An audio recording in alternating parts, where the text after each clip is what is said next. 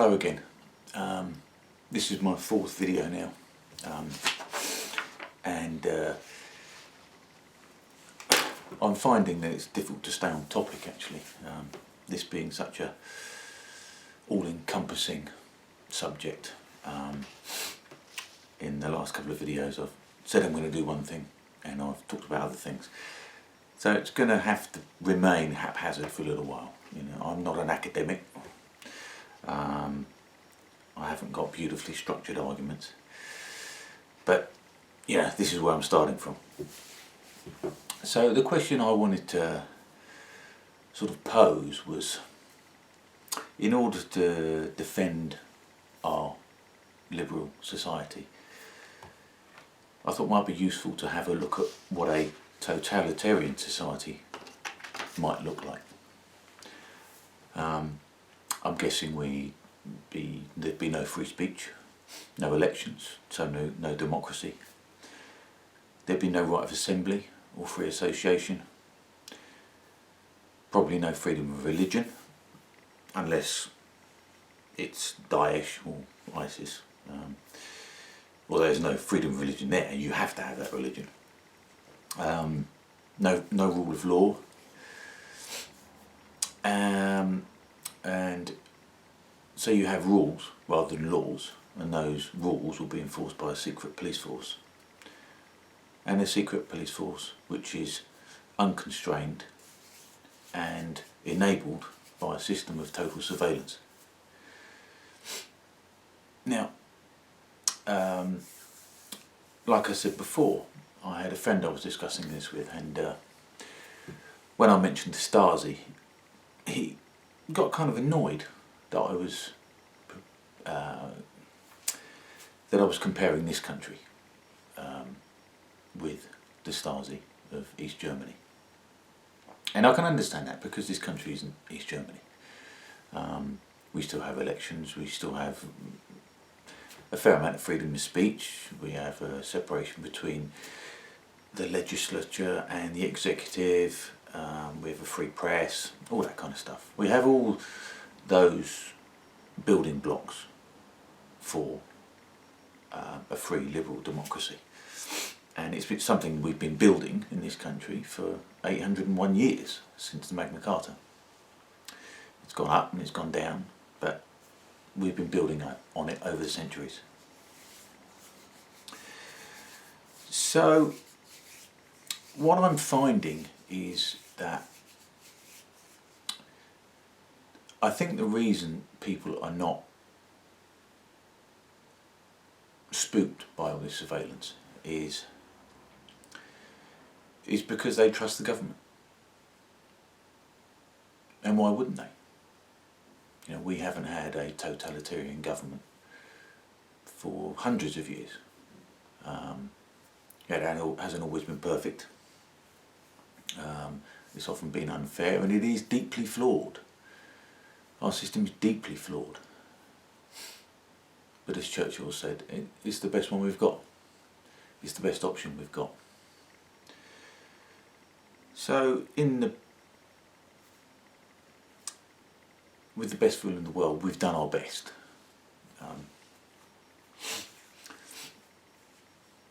So when we have a government which is, as they are now, constructing the infrastructure for a total surveillance system, we tend to think it's for our best interests. We trust them, that they won't turn into overnight tyrants, that there'll still be Democrats and liberal politicians, and they'll follow the rule of law and all that kind of stuff. You know, we haven't had the experience, we haven't had the revolutionary experience of the Americans or the French, who've had to take control and build their government and wrench it off of someone else. In France's case, it was wrenching it off the monarchy and the aristocracy, and in America's case it was wrenching it off the British, who were behaving like a totalitarian government at the time.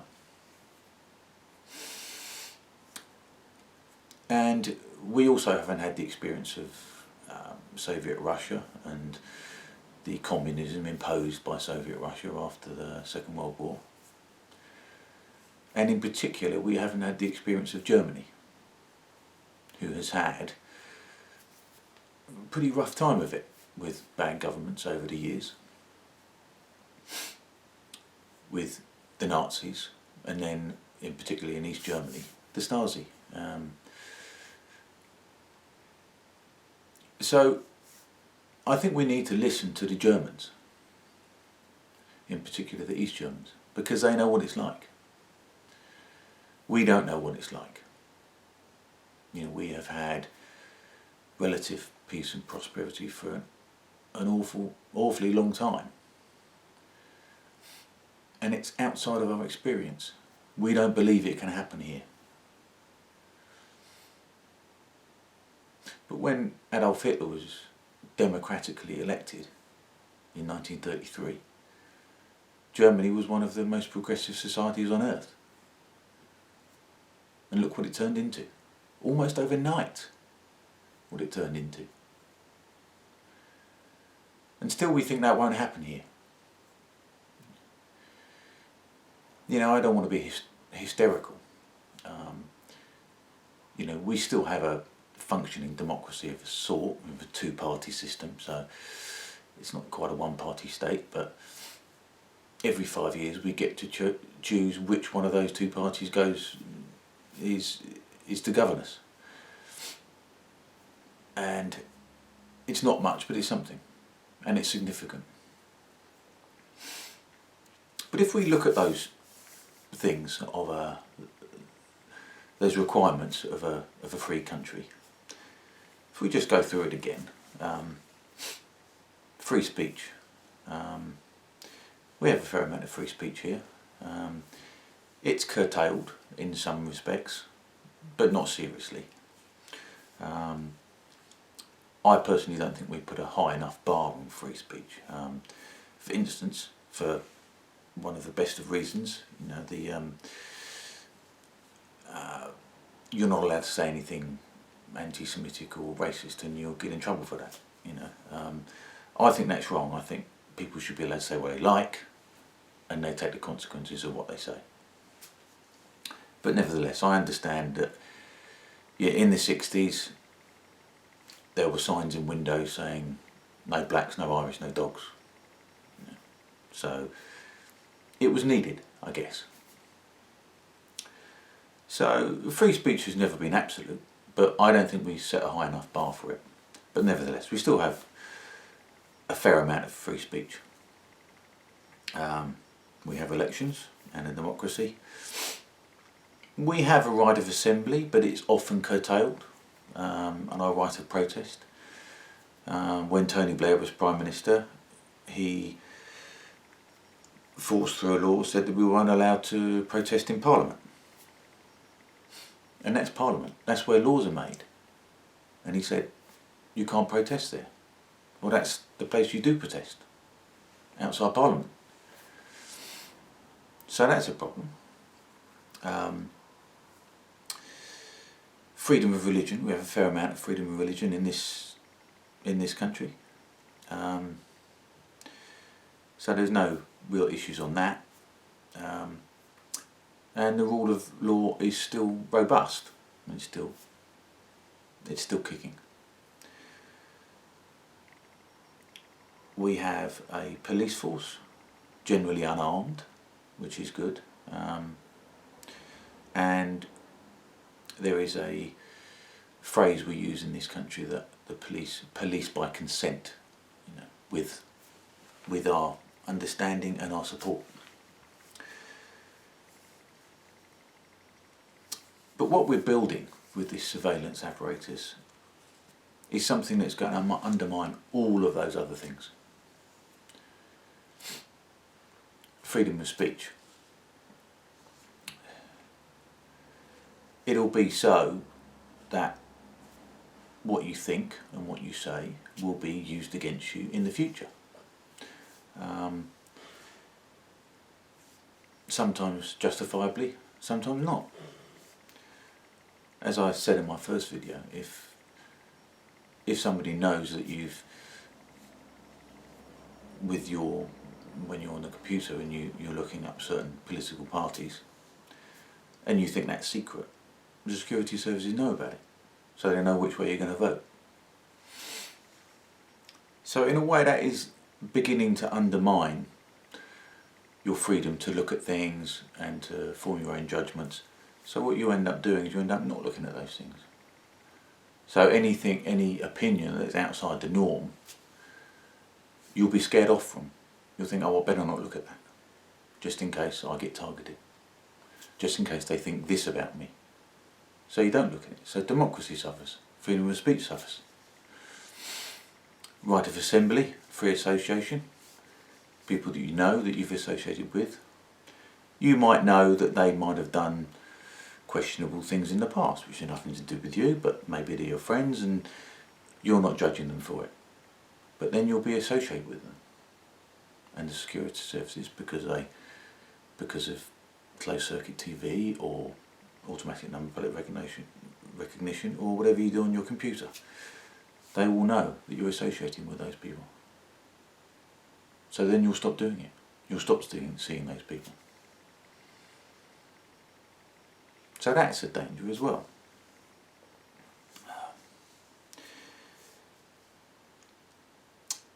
This rule of law thing as well is, it doesn't seem to make an awful lot of concrete difference to most people's lives most of the time. But we tend to obey the law, as we're generally a very law-abiding country. Perhaps too much so, but nevertheless, we are. But I think that the authorities are taking advantage of our law-abiding nature. And we tend, although we criticise, we lampoon and satirise politicians and everything, but we do respect the law. And they use that against us. And yet, in the case of America, for instance, which is also generally a very law-abiding society, people obey the law, and yet the security services don't obey their own laws. The Edward Snowden revelations revealed that the National Security Agency was breaking the Constitution hundreds of thousands of times every single day. And nobody's been brought to book for it. Instead, we get stories about and articles about the character of Edward Snowden, whether he's a traitor, whether he's a hero, whether he's a good man, whether he's a bad man. But it's not about that. It's about the issue, not about the personality. He revealed that the National Security Agency has been unconstitutional in its behaviour for a very long time and is unconstrained. Like the Constitution doesn't apply to them, but it applies to the rest of Americans. How can that be? Because of 9/11, I guess. So our system of ever increasing liberalism and libertarianism, which has been building up and down for 8 centuries, from September the 11th, 2001, starting to go the other way. And it hasn't gone back yet. And if they get their way, it won't go back.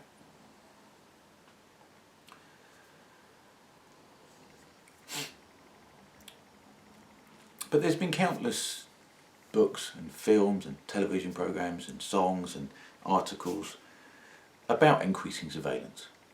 Panorama programs on the television, feature films, movies in America and in Britain. And it doesn't make any difference. It doesn't make any difference. People say, oh, but privacy's gone. It's gone. Doesn't matter. It's because people don't value privacy, because they don't know how important it is. Because they don't think they're going to need it. And when they do need it, it won't be there. And when they complain, the authority says, well, you said it was okay. You said it was okay to listen into all your emails, put surveillance cameras everywhere, track you wherever you go in your car. You said that was okay, and now you're complaining. Now you're saying it's not okay.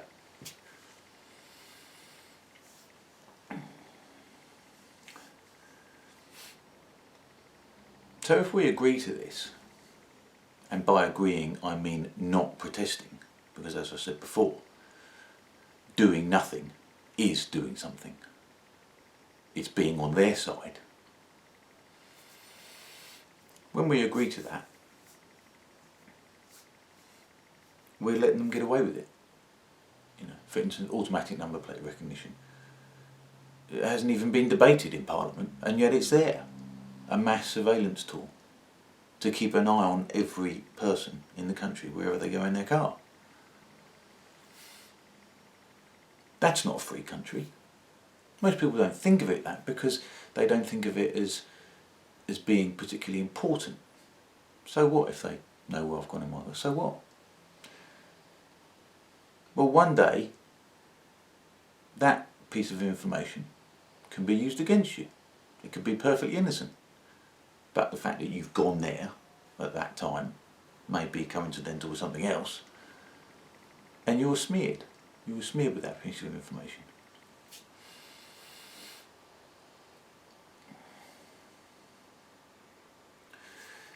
So I'm just thinking that because we don't complain, how far is it going to go? How much surveillance is too much? Because people don't think they need the privacy. But if I was to go up to any person in the street and say, can I have your bank account number and your passwords for all your internet accounts, and ask them how much they earned last year, and where their children go to school, and how many boyfriends or girlfriends they've had, how many people they've slept with in the past, they would be understandably think that was none of their business. It was none of my business. Well, it is none of my business. But it's none of the security services' business either. And yet we seem to accept that it is.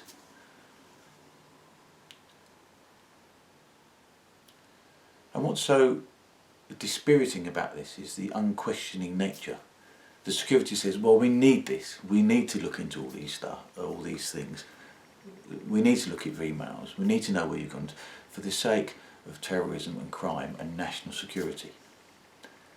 You want to stop people from getting blown up, don't you? Well, give us your emails then.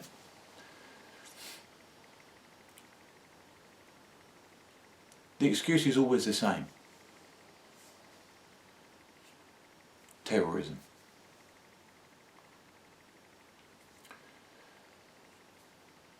The thing about terrorism is that it's easy to be a terrorist in a free country.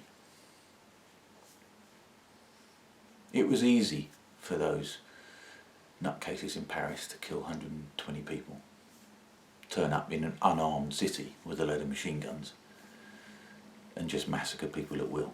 It's easy to do that in a free society. It's not easy to do that in a police state. So we need to make a decision, Do we want to live in a police state? Or do we want to live in a free country that has dangers? And the danger is that some nutcase might turn up with a machine gun. Now, it's hard to say, but it's easy for me. I haven't lost anybody in a terrorist attack. It's easy for me to say it. But as a society, we need to take this stuff on the chin. And when we go after these terrorists, we need to go after them within the law, without bending or breaking the law. In America's case, without shredding the Constitution. Without overriding human rights laws, which were very carefully drafted.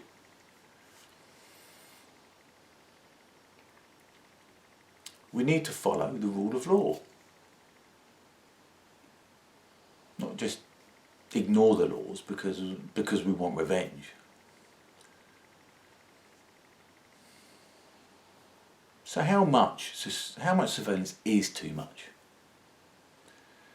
Because for where I'm looking, it looks like there is no limit to it. The government will always say, we need more surveillance, we need more and more and more. And whenever you protest against that, it'll be the question, well, what have you got to hide? Or are you supporting terrorists? Don't you care about the people that have been murdered and blown up?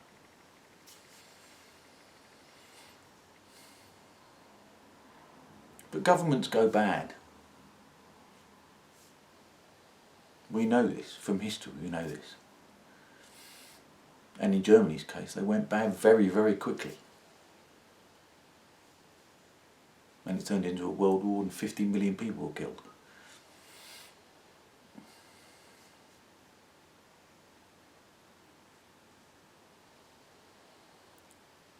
But the surveillance issue is more serious than it's ever been before.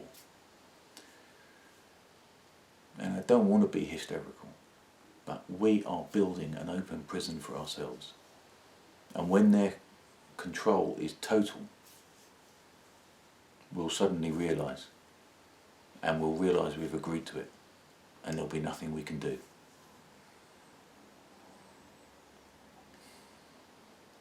So, like I say,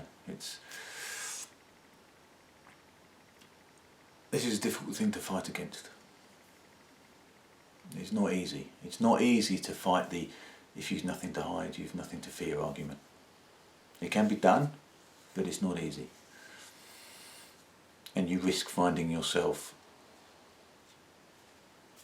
if you don't argue it properly, on the wrong side of public opinion. On the side of the terrorists, on the side of the criminals.